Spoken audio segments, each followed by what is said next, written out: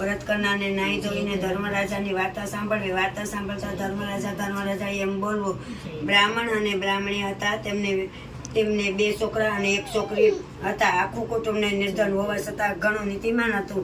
તેઓ આંગણે આવેલા અને કોઈ અતિથિ હજુ સુધી પાછો ગયો ન હતો. હંમેશા એક અતિથિને જમવાનો તેમનો નિયમ હતો. સંજોગો શાંત કોઈ અતિથિ ન આવે તો ચકલાને દાણા નાખી પછી જ તેઓ જમતા. તેઓ નિરાધાર સ્થિતિમાં હતા, પણ અત્યાર સુધી કોઈ દિવસ નિયમ ચૂક્યા ન હતા. ઘણા જ પરિચય કરતા છતાં તેઓ માંડ પેટનું પૂરતું અનાજ પામતા. તેથી બંને છોકરાઓએ વિચાર કર્યો કે આપણે પરદેશ જઈને કંઈક કમાઈ તો ઠીક. બંને છોકરા પરદેશ જવા ચાલી નીકળ્યા.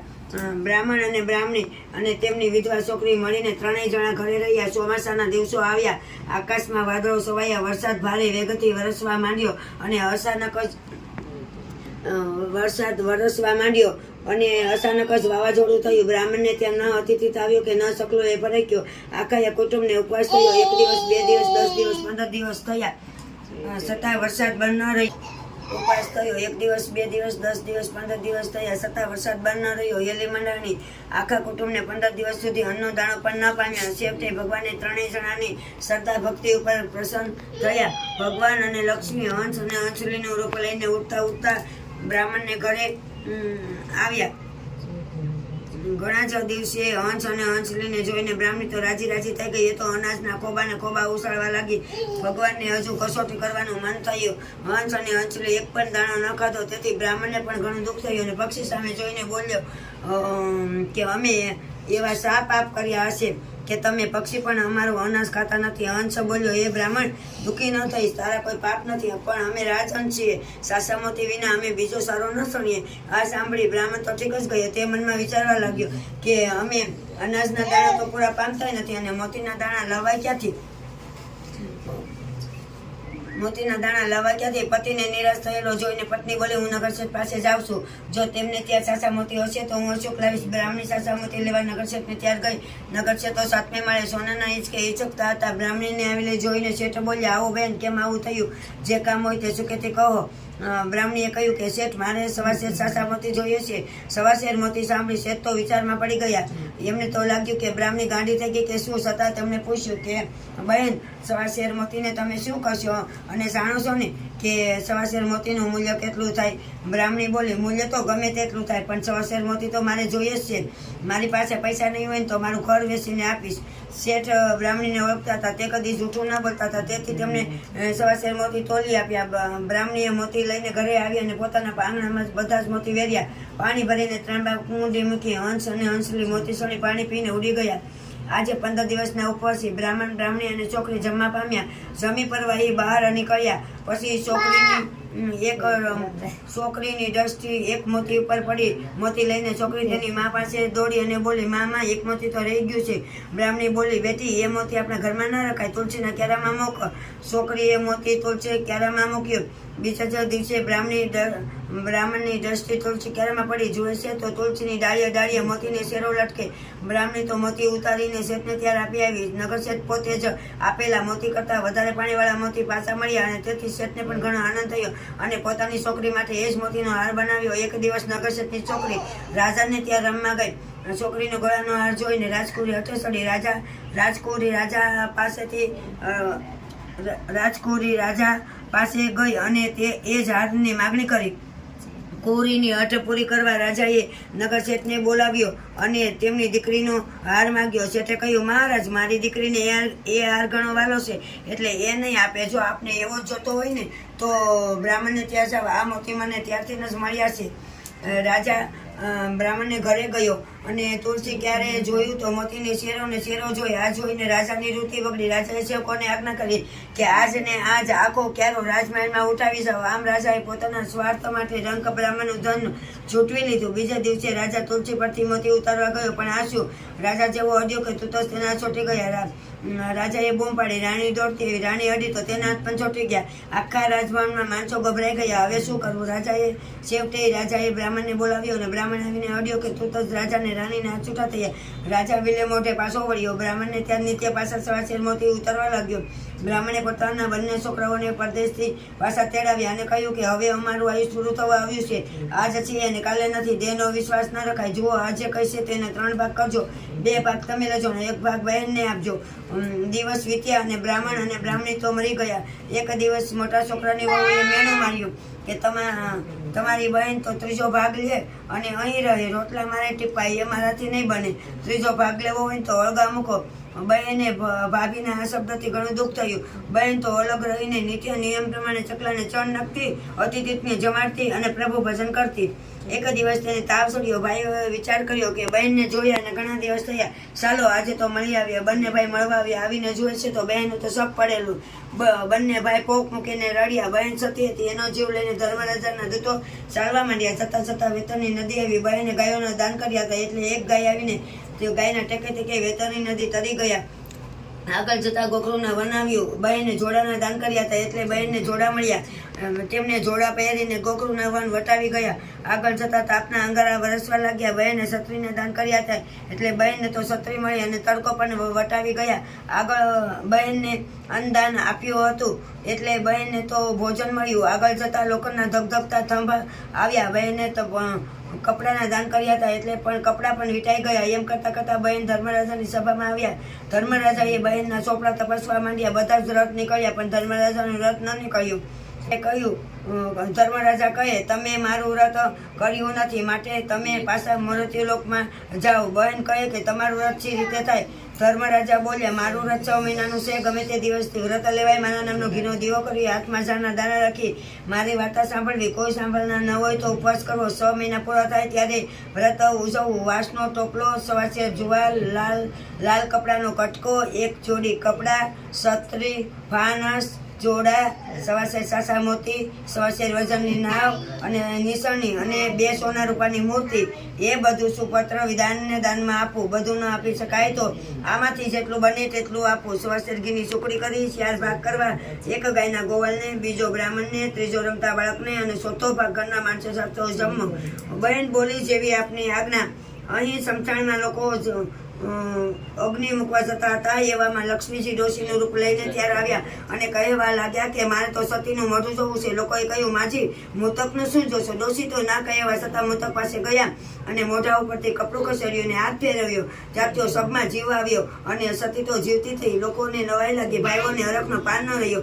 બધા જ ડોશીમાને પગે લાગ્યા અને બહેનને તથા ડોશીમાને લઈને ઘરે ગયા. બહેને ધર્મરાજાનું વ્રત 6 મહિના સુધી કર્યું. વ્રતનું ઉજવણું કર્યું. ઉજવણી વેળાએ ડોશીમાં તો રડવા લાગ્યા. ડોશી તો કહે કે તમે તો સ્વર્ગમાં જશો, મારે તો ભીખ જ માગવી પડશે ને.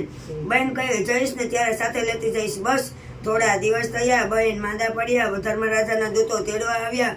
બહેન મરી ગયા. ડોશીમાને સાથે લેતા ગયા. ઓશિંતા ઘરમાં દીવા થયા. કુમકુમના પગલા પડ્યા. મોતીના સાથિયા પુરાવ્યા. હવે તો બધા સમજ્યા સાસો સાથ. બહેન તો સ્વર્ગમાં ગયા. બહેનને તો ધર્મરાજાનું વ્રત પડ્યું. જય ધર્મરાજા. જેવા બેનને પડ્યા એવા સૌને પડજો. બોલો ધર્મરાજાની જય. સૂર્યનારાયણ દેવની જય. રણના દેવની જય.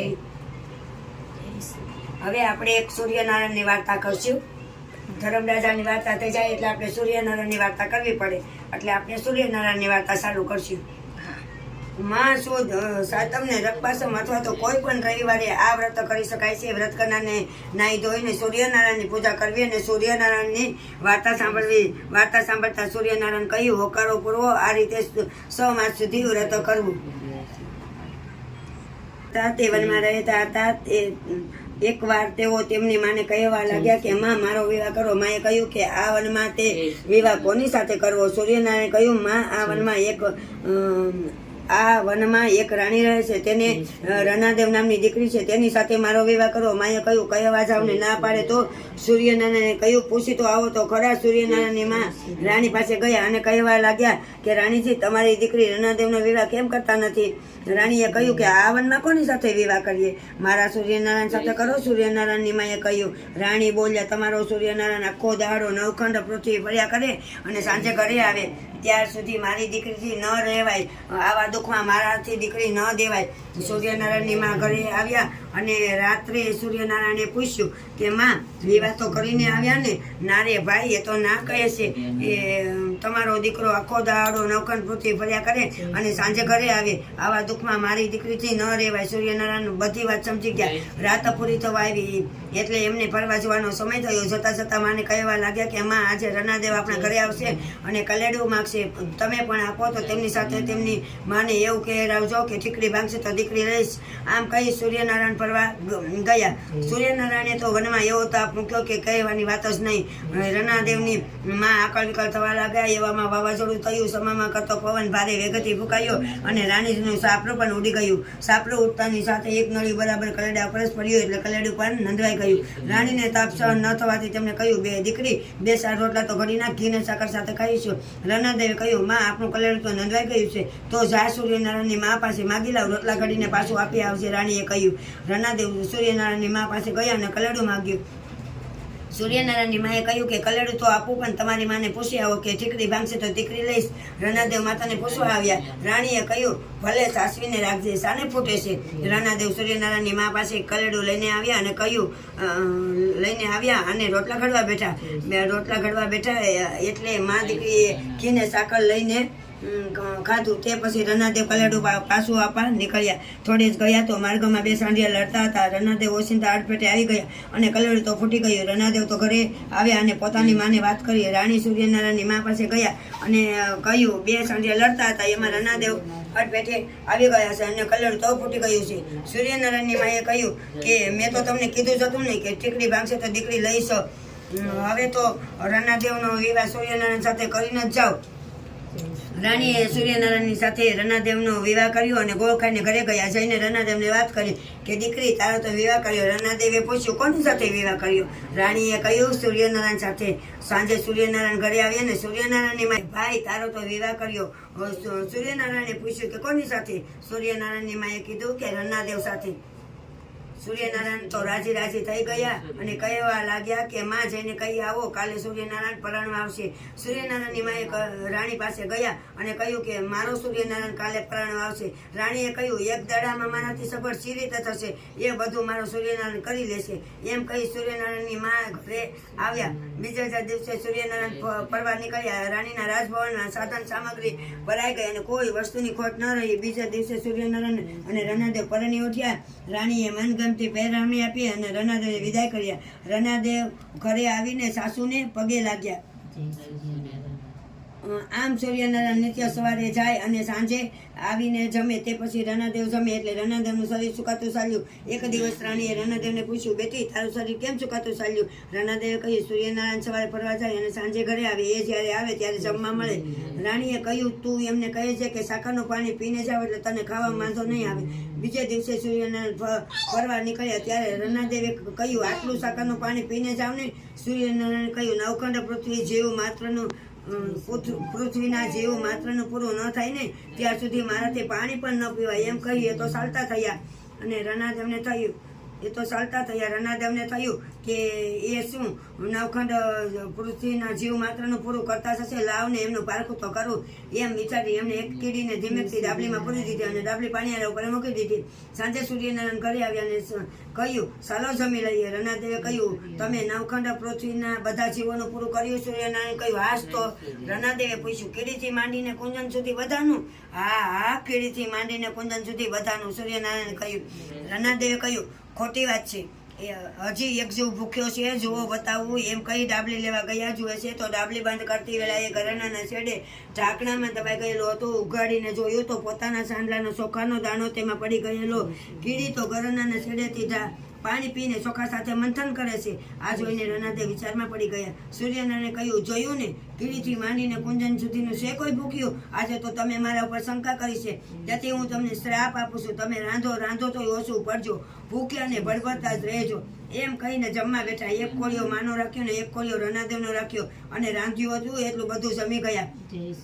સાસુ ને વહુએ એક એક કોળિયો ખાઈને ઉઠ્યા. બીજા દિવસે સૂર્યનારાયણ ફરી પાછા ફરવા ગયા. રનાદેવ બારણે ઊભા હતા અને પડોશરમાં વઢવાટ ચાલી. રનાદેવે પૂછ્યું, બહેન નિત્ય દાડો ઉગીને શી જ લડો છો? પડોશીએ કહ્યું, બહેન કોઈ મારા સાણા લઈ જાય છે. સાંજ પડી, સૂર્યનારાયણ ઘરે આવ્યા અને રનાદેવે પૂછ્યું, આપણી પડોશરના સાણા કોણ ચોરી જતું છે? સૂર્યનારાયણે કહ્યું, થોડા બોલી લે છે ને બહુ બોલી માથે પડે છે. બીજે દિવસે વળી પડોશમાં વઢવાટ ચાલી. રનાદેવે કહ્યું, બહેન લડો છો શી? તમારા સાણા તો થોડા બોલી લેશે ને બહુ બોલી માથે પડે છે. થોડા બોલી બોલી ઉઠી, તમને આવું કોણે કીધું? રનાદેવે કહ્યું કે મને તો સૂર્યનારાયણે કહ્યું. થોડા બોલીએ સૂર્યનારાયણને પેટ ભરીને ગાળો દીધી. સાંજે સૂર્યનારાયણ ઘરે આવ્યા ત્યારે રનાદેવે કહ્યું, ચાલો જમી લઈએ. સૂર્યનારાયણે કહ્યું, મારે જમવું નથી, મારું પેટ તો આજે તો થોડા બોલીની ગાળોથી ભરાઈ ગયું છે. તમે તો ત્રીની જાત, તમારા પેટમાં તો આટલી વાત ન ટકી. રનાદેવ સૂર્યનારાયણને પગે પડ્યા અને ક્ષમા માગી. સૂર્યનારાયણ તેમની માને પૂછ્યું કે માં, તમારું શરીર કેમ ચૂકાતું ચાલ્યું જાય છે? દીકરા, એક કોળિયો વહુ ખાઈને એક કોળિયો હું ખાઈને રહું છું, પછી અમારા શરીર ક્યાંથી વધે? માએ કહ્યું. સૂર્યનારાયણે કહ્યું, તો તમે મારું વ્રત કરો. મારું વ્રત 6 મહિનાનું છે. મારું વ્રત કરનારને સવારે વહેલા ઉઠી નાહી ધોઈને મારું ભોજન કરવું અને નિત્ય સવારે એક ધ્યાને મારી વાર્તા સાંભળવી. 6 માસ પૂરા થાય એટલે સવાશેર ઘઉંનો લોટ, સવાશેર ઘી, સવાશેર ગોળ લેવો, તેના લાડુ કરવા. લાડુ મને ધરાવવા. એમાંથી એક લાડુ રમતા બાળકને, બીજો ગાયના ગોવાળને, ત્રીજો લાડુ માળીને આપવો. ત્યાર પછી એક સુપાત્ર અતિથિને જમાડી અને ચોથો લાડુ પોતે આરોગવો. આ રીતે મારું વ્રત કરવું. આ વ્રત કરવાથી દુઃખ દરિદ્ર નાશ થાય છે અને આયુષ વધે છે. વાંચ્યાને ઘરે પારણો બંધાય છે અને અંતકાળે મોક્ષ મળે છે. રનાદેવ અને સૂર્યનારાયણની માએ કહ્યું, સૂર્યનારાયણનું વ્રત રનાદેવી અને સૂર્યનારાયણની માએ સૂર્યનારાયણનું વ્રત લીધું અને 6 મહિને પૂરું કર્યું. આજે જ તેમનું વ્રત ઉજવવાનું હતું. એમને તો સવાશેર લોટ, સવાશેર ઘી અને સવાશેર ગોળના લાડુ બનાવ્યા. એક લાડુ રમતા બાળકને, બીજો ગાયના ગોવાળને, ત્રીજો લાડુ માળીને આપ્યો. પણ હવે વનમાં સુપાત્ર માણસ કે અતિથિ ક્યાંથી મળે? એવામાં રામને લક્ષ્મણ ફરતા ફરતા ત્યાર આવ્યા. ડોશીએ એમને નોતરું દીધું અને જમવા બેસાડી. આવી જ રીતે સાસુને વહુએ વ્રત ઉજવ્યું. હવે તો તેઓ થોડું રાંધે તો વધ્યું ને વધ્યું, થોડું જમે તો ધરાઈને ધરાય. સૂર્યનારાયણના વ્રતના પ્રતાપે તેમને કોઈ વાતનું દુઃખ ન રહ્યું. રામને લક્ષ્મણ જમીને ઘરે ગયા અને સીતાજીને કહ્યું, અમે તો સૂર્યનારાયણને ત્યાં જમીને આવ્યા છીએ. સીતાજી પણ વ્રત કરતા હતા. એમને કહ્યું કે હવે મારે વાર્તા કોને કહેવી? રામ લક્ષ્મણ કહે કે આ વનમાં એક રબારણ રહે છે. તેનો એકનો એક છોકરો મરી ગયો છે. એ દુખિયારી હજુ ભૂખીને ભરભરતી બેસી રહી છે. ત્યાં જઈને વાર્તા કહો. સીતાજી રબારણને ત્યાર ગયા અને વાર્તા કહેવા માંડી. વાર્તા પૂરી થઈ ત્યાં તો રબારણનો છોકરો આળસ મરીને બેઠો થયો. પોતાનો છોકરો સજીવન થયેલો જોઈને રબારણનો આનંદનો પાર ન રહ્યો. એ તો સીતાજીને પગે લાગી અને સૂર્યનારાયણનું વ્રત કરવાનું નિયમ લીધું. જય સૂર્યનારાયણ. જેવા બધાને પડ્યા એવા અમને પહોંચો. બોલો ધર્મ રાજાની જય, સૂર્યનારાયણ દેવની જય, રન્ના દેવની જય.